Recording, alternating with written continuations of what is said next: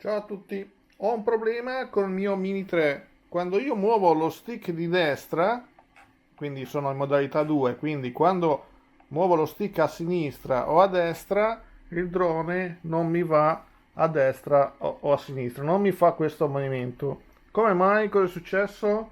Ho provato a calibrare tutto, ma eh, non funziona bene. Dopo la sigla vediamo la soluzione.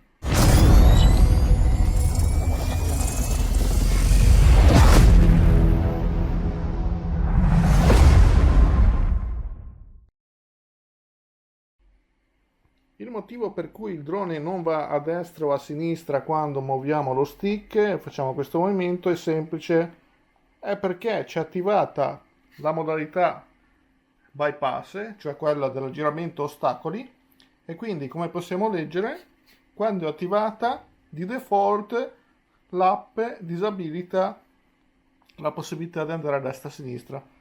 Basta togliere questa voce e torna tutto come prima.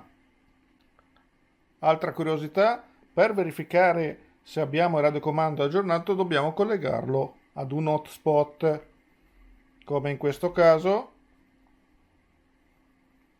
bisogna attivare la wifi e collegarlo ad un hotspot oppure a un router wifi se siamo a casa.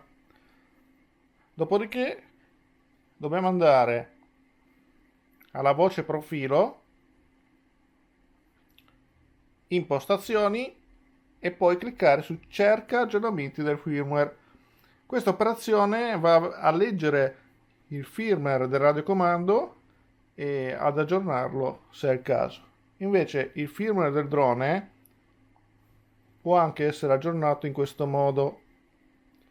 Si va qua sulle informazioni e si clicca su cerca aggiornamenti, ovviamente sempre con collegamento attivo. Ultima curiosità è quella del QR code.